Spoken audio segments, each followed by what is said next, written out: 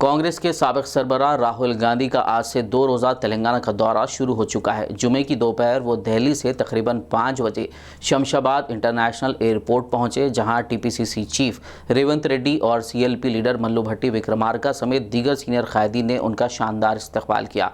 बाद-ए-अज़ां राहुल गांधी शमशाबाद से हेलीकॉप्टर के जरिए वरंगल के लिए रवाना हो गए। वरंगल के आर्ट्स कॉलेज मैदान में वो रैतू संघर्षणा सभा में शिरकत करते हुए खिताब करेंगे। इस जलसे के बाद राहुल गांधी रात को हैदराबाद वापस आ जाएंगे। राहुल गांधी रात हैदराबाद में क़याम करेंगे और हफ्ते को पार्टी के अहम लीडरों और कारकुनों के साथ इजलास मुनक़्क़िद करेंगे। वाज़ेह हो कि हाई कोर्ट ने राहुल गांधी को उस्मानिया यूनिवर्सिटी जाने की इजाज़त देने से इनकार कर दिया था, जबकि आज राहुल गांधी को चंचलगुड़ा जेल में महरूस एनएसयूआई के कारकुनों से भी मुलाकात करने की इजाज़त नहीं दी गई। तेलंगाना कांग्रेस की जानिब से आज वरंगल में बड़े पैमाने पर रैतू संघर्षणा सभा मुनक़्क़िद की गई। वरंगल के आर्ट्स कॉलेज मैदान में इस जलसे आम में ऑल इंडिया कांग्रेस के साबिक सरबराह राहुल गांधी ने मेहमान खुसूसी के तौर पर शिरकत की। इस मौके पर टीपीसीसी चीफ रेवंत रेड्डी, साबिक टीपीसीसी चीफ उत्तम कुमार रेड्डी समेत सीनियर कांग्रेसी कायदीन, कारकुनान और किसानों की बड़ी तादाद ने शिरकत की। इस जलसे से खिताब करते हुए राहुल गांधी ने कहा कि किसानों के तनाज़े हल होने तक कांग्रेस अपनी जिद्दोजहद जारी रखेगी। राहुल गांधी ने कहा कि किसानों और नौजवानों के मसाइल को नज़रअंदाज कर दिया गया है। उन्होंने इसके लिए मरकज़ की बीजेपी और रियासत की टीआरएस हुकूमत को सख्त तनकीद का निशाना भी बनाया। इससे कबल टीपीसीसी चीफ रेवंत रेड्डी, उत्तम कुमार रेड्डी के अलावा दीगर कांग्रेसी कायदीन ने इस जलसे से खिताब किया। 8 साल हो गए। मैं आपसे पूछना चाहता हूं, तेलंगाना का जो सपना था, प्रगति का सपना, उस सपने का क्या हुआ? पूरा तेलंगाना देख सकता है कि एक परिवार को जबरदस्त फायदा हुआ, मगर मैं आपसे पूछना चाहता हूं, तेलंगाना की जनता को क्या फायदा मिला? क्या आपको रोजगार मिला? आज यहां पर किसानों की विधवा स्टेज पे हैं, रो रही हैं। यह किसकी जिम्मेदारी है? और यह अकेली नहीं है, ऐसी तेलंगाना में हजारों बहनें हैं जिनके पति ने आत्महत्या की। किसकी जिम्मेदारी है? सपने को पूरा करने के लिए आपने अपना खून, अपने आंसू दिए, आप लड़े, मगर हम भी आपके साथ खड़े थे। कांग्रेस पार्टी ने भी आपके साथ ये लड़ाई लड़ी और अंत में कांग्रेस पार्टी ने और सोनिया गांधी जी ने यह काम पूरा करके तेलंगाना की जनता को दिया। और भाइयों और बहनों, आप ये मत भूलिए, यह काम कांग्रेस पार्टी के लिए आसान नहीं था। कांग्रेस पार्टी को नुकसान हुआ, हमें मालूम था कि हमें नुकसान होने जा रहा है, मगर हम तेलंगाना की जनता के साथ खड़े हुए और हमने मिलकर, आपके साथ मिलकर आपको नया प्रदेश दिया। आपने सोचा था कि तेलंगाना की जनता की सरकार बनेगी, किसानों की सरकार बनेगी, मजदूरों की सरकार बनेगी, गरीबों की सरकार बनेगी। पता लगा जनता की सरकार नहीं बनी। आज तेलंगाना में कहा जाता है कि चीफ मिनिस्टर है, मगर ये चीफ मिनिस्टर नहीं है, ये राजा हैं। क्या फर्क होता है? मुख्यमंत्री जनता की आवाज को सुनता है, राजा जनता की आवाज को नहीं सुनता है, राजा जो करना चाहता है वो कर डालता है। ఈ రెండిటిలో వ్యత్యాసం ఉంది। मुख्यमंत्री लोकतंत्र में भरोसा करता है, मुख्यमंत्री जनता की बात सुनकर निर्णय लेता है। राजा को लोकतंत्र से कुछ लेना देना नहीं, जो राजा के दिल में आता है वो राजा कर देता है। यह फर्क है। मुख्यमंत्री प्रजास्वामिक विधान छत्तीसगढ़ में हमारी सरकार है। चुनाव के समय हमने 2 वायदे किए थे, बड़े वायदे किए थे। पहला वायदा कि छत्तीसगढ़ के किसानों का हम कर्जा माफ करके दिखा देंगे, और दूसरा वायदा पैडी को हम 2,500 रुपए में खरीदेंगे। छत्तीसगढ़ लो उन्होंने हमें कहा कि हमें कर्जा माफी की जरूरत है और हमें 2,500 रुपए आप दीजिए। हमने उनकी आवाज सुनी, और आज आप जाइए, छत्तीसगढ़ जाइए और वहां पूछिए धान के लिए क्या दाम मिलता है। पूरा छत्तीसगढ़ का किसान आपको बताएगा कि छत्तीसगढ़ में 2,500 रुपए पर धान मिलता है। आज आपके जो चीफ मिनिस्टर हैं किसानों की आवाज नहीं सुन रहे हैं। 2-3 बड़े उद्योगपतियों की आवाज सुनते हैं, उनके लिए काम करते हैं, मगर किसानों की आवाज नहीं सुनते हैं। और जो छत्तीसगढ़ के किसान ने कहा था वही तेलंगाना का किसान कह रहा है। तेलंगाना का किसान कह रहा है कि मिर्ची के लिए, धान के लिए हमें सही दाम चाहिए और हमारा कर्जा माफ होना चाहिए। छत्तीसगढ़, तेलंगाना के किसी भी किसान को घबराने की जरूरत नहीं है। जैसे ही कांग्रेस पार्टी की यहां सरकार बनेगी वैसे 2 लाख रुपए का कर्जा माफ होगा और आपको सही एमएसपी मिलनी शुरू हो जाएगी। आपको ज्यादा समय रुकने की जरूरत नहीं है। आप घबराइए मत, डरिए मत।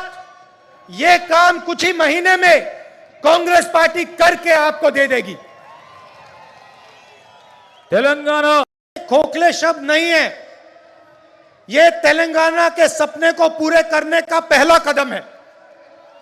किसानों की मदद, किसानों की रक्षा के बिना तेलंगाना का सपना पूरा नहीं हो सकता है। अभी हमने वरंगल डिक्लेरेशन किया और उसमें हमने तेलंगाना के किसानों से वायदे किए। मैंने कर्जा माफी की बात की, एमएसपी की बात की, 15,000 रुपए प्रति एकड़ डायरेक्ट बेनिफिट हम किसानों को देने जा रहे हैं। और रेवंत जी ने पूरा डिक्लेरेशन पढ़ा। यह सिर्फ एक डिक्लेरेशन नहीं है, यह किसानों के लिए कांग्रेस पार्टी की गारंटी है कि हर किसान को यह डिक्लेरेशन पढ़ना चाहिए। और जब आप इस डिक्लेरेशन को पढ़ेंगे, आप यह बात याद रखिए कि इस डिक्लेरेशन का हर शब्द कांग्रेस पार्टी की गारंटी है। हम इसलिए कर रहे हैं क्योंकि हम जानते हैं कि अगर किसान कमजोर रहेगा तो तेलंगाना का सपना पूरा कभी नहीं हो सकता है, क्योंकि किसान ही इस प्रदेश की नींव है, फाउंडेशन है। मैंने पहले आपसे सवाल पूछा था कि तेलंगाना के साथ धोखा किसने किया। तेलंगाना का जो सपना था उससे किसने धोखा किया। तेलंगाना से हजारों करोड़ रुपए किसने चोरी किए। उस व्यक्ति का नाम क्या है। नहीं, सुनाई नहीं दिया, फिर से बोलिए, क्या नाम है उसका। तो आप एक बात अच्छी तरह समझ लीजिए और कांग्रेस का हर नेता, हर कार्यकर्ता इस बात को अच्छी तरह समझे। जिस व्यक्ति ने तेलंगाना के साथ धोखा किया है, जिस व्यक्ति ने तेलंगाना से चोरी की है, जिस व्यक्ति ने तेलंगाना के सपने को नष्ट किया है, उसके साथ कांग्रेस पार्टी का कोई समझौता नहीं होगा। और अगर यह सवाल आज के बाद किसी भी कांग्रेस नेता ने उठाया, उसको हम कांग्रेस पार्टी से बाहर कर देंगे।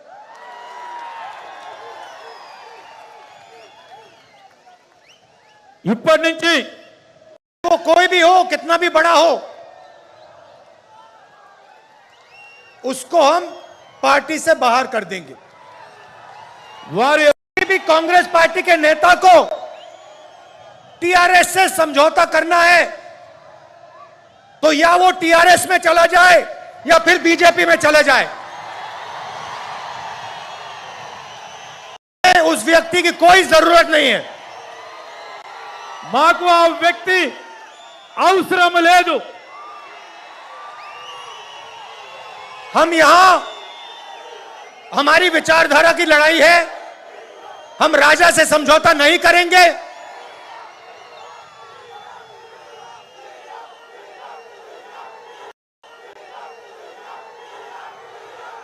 हम टीआरएस को चुनाव में हराएंगे। टीआरएस को चुनाव में हराएंगे और सीधी कांग्रेस पार्टी और टीआरएस की लड़ाई होगी। మన एक बात और याद रखिए, जिस व्यक्ति ने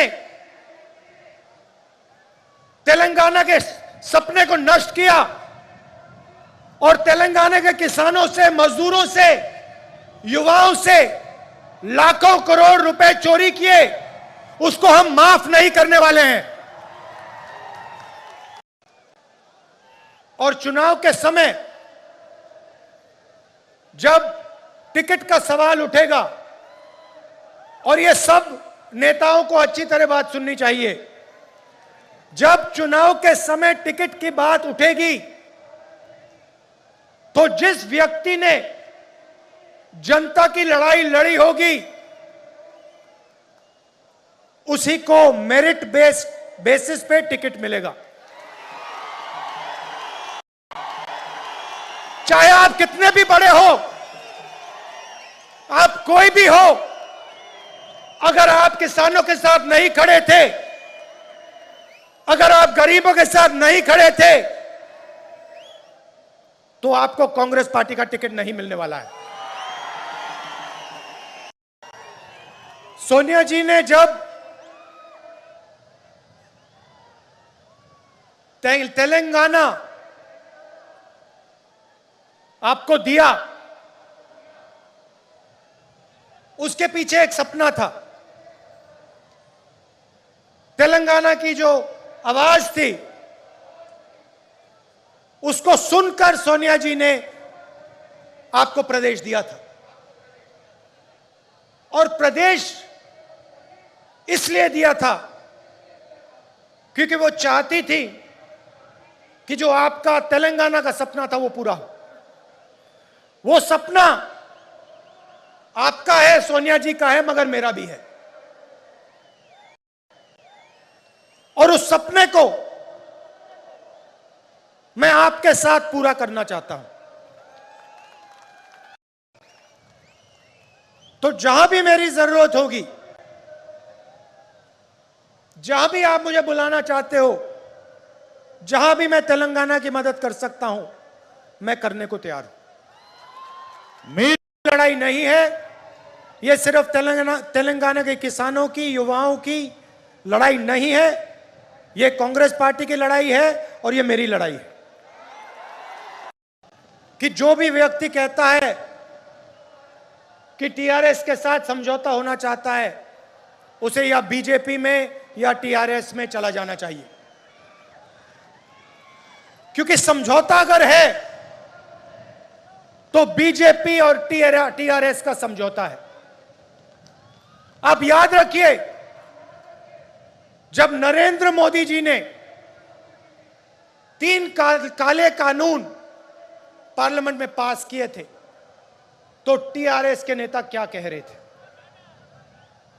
जानती है कि वो तेलंगाना को डायरेक्टली रूल नहीं कर सकते।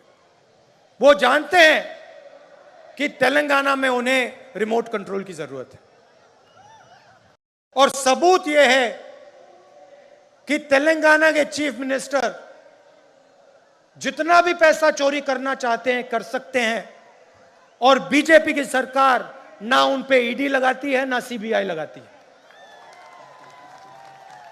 साथ ये रैली